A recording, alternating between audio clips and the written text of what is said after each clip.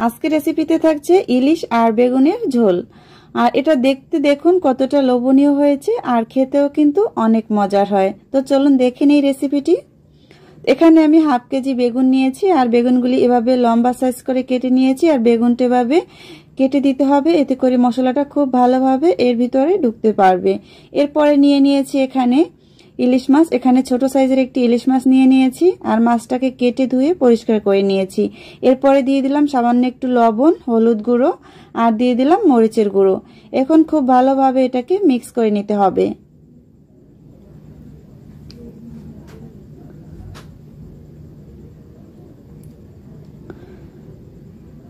মাছের সাথে এগুলি আমি খুব ভালোভাবে মিক্স করে নিয়েছি। আপনারা চাইলে কিন্তু মাছটা কষিয়েও রান্না করতে পারেন, তবে আমি ভেজে রান্না করব, এজন্য এগুলি মাখিয়ে নিয়েছি। অন্যদিকে চুলায় একটি ফ্রাই প্যান বসিয়ে দিয়ে পরিমাণ মতো তেল দিয়ে দিয়েছি। আর তেলের পরিমাণটা আমি একটু বেশি দিয়েছি, একই তেলের ভিতরে আমি তরকারিটা রান্না করে নিব। তো এরপরে মাছগুলি দিয়ে দেওয়ার পরে এক এক পাশ আমি 2 মিনিট করে ভেজে নিব।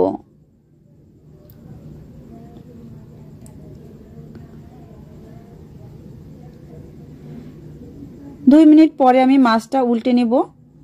আর এর চেয়ে বেশি ভাজতে যাবেন না, তাহলে কিন্তু তরকারিটা মজা লাগবে না।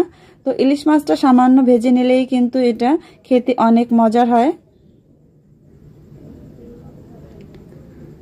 অন্য পাশে আমি 2 মিনিটের মতো ভেজে নিয়েছি। এখন মাছগুলি আমি তেল থেকে উঠিয়ে নিব।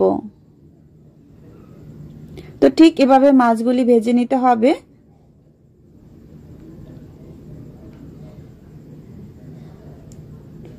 এই যে মাছগুলি আমি এভাবে ভেজে নিয়েছি। এখন মাছটা একটি সাইড করে রেখে দিব।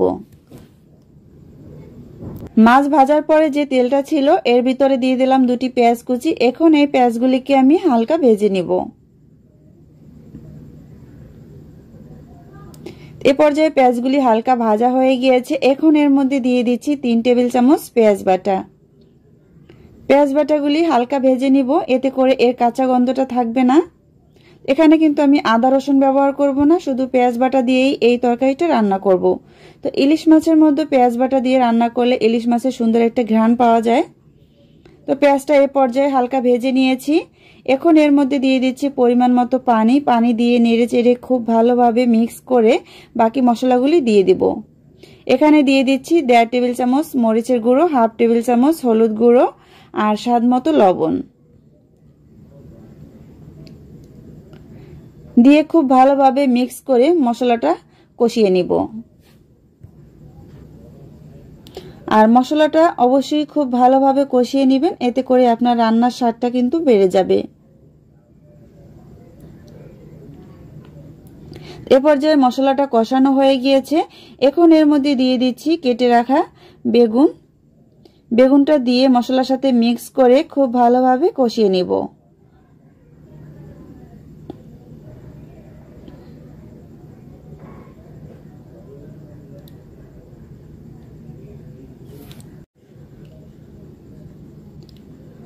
দুই থেকে 3 মিনিটের মতো সময় নিয়ে আমি বেগুনটা খুব ভালোভাবে কষিয়ে নিয়েছি। আর অবশ্যই কিন্তু খুব ভালোভাবে মশলা আর বেগুনটা কষিয়ে নিতে হবে। যখন বেগুন থেকে তেলটা ছেড়ে আসবে বা মশলা থেকে তেলটা ছেড়ে আসবে, তখন মনে করতে হবে যে এটা পারফেক্টভাবে কষানো হয়ে গিয়েছে। এ পর্যায়ে আমি দিয়ে দেব ঝোলের জন্য পরিমাণ মতো পানি। আর পানিটা আমি ফুটন্ত গরম পানি দিয়ে দিয়েছি, এতে করে তরকারিটা খেতে খুবই ভালো লাগবে। পানিটা দিয়ে নেড়েচেড়ে খুব ভালোভাবে মিক্স করে দিয়েছি। এখন এর মধ্যে দিয়ে দিচ্ছি সামান্য একটু পরিমাণে লবণ, দিয়ে আবারও নেড়েচেড়ে মিক্স করে দিব। আর লবণটা কিন্তু এ পর্যায়ে চেক করে নেবেন। এরপরে দিয়ে দিচ্ছি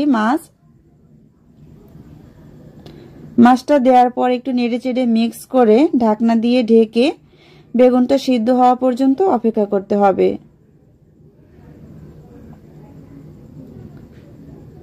প্রায় 2 মিনিট পরে ঢাকনাটা খুলে নিব। আর এ পর্যায়ে একটু নেড়েচেড়ে দিতে হবে হালকা হাতে, আর মাছটা উল্টে দিতে হবে।